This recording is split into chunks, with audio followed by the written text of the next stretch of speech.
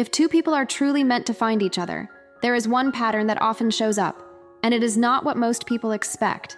It is not perfect timing. It is not non-stop texting. It is not the kind of love that never gets messy. It is this even after distance, confusion, or pain, the connection does not fully die. Something keeps pulling them back toward the same story. Because real connection is rarely smooth. It gets tested. People misunderstand each other. Pride gets in the way. Fear starts talking louder than love. One person gets hurt, the other shuts down, and suddenly silence takes the place of honesty. Sometimes they walk away. Sometimes they even convince themselves it is over for good. But if the bond is real, leaving does not always feel final.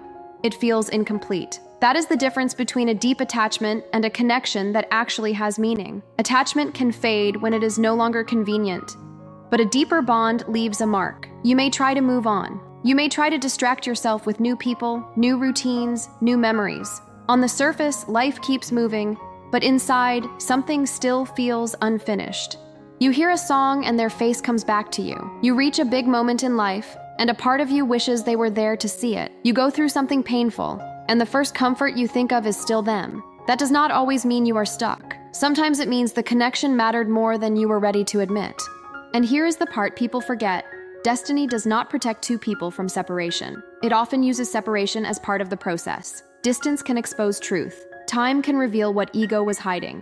Pain can force both people to grow in ways they never would have chosen on their own. So when two people are meant to be together, the real test is not whether they stay close every day. The real test is what happens after the storm. Do they become wiser? Do they learn how to communicate better? Do they stop repeating the same mistakes? Do they become the kind of people who can actually hold what they once almost lost?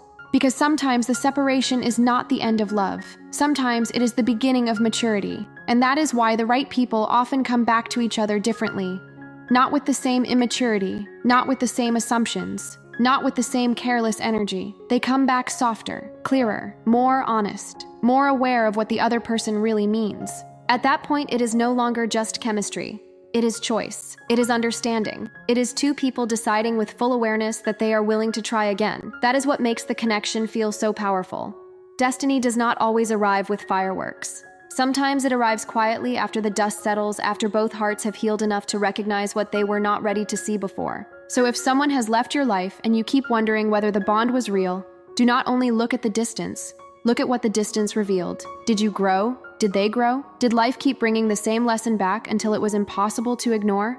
Because when two people are truly meant to be together, separation does not erase the bond. It often strengthens the truth underneath it. And when they finally meet again, it does not feel like chasing. It feels like peace. It feels like clarity. It feels like home. So trust the process, trust the growth, and trust that the right connection never has to force its way back into your life. It simply returns when both people are ready to carry it properly. If this message spoke to you, take a second to like the video, share it with someone who needs to hear it, and subscribe for more deep relationship truths like this.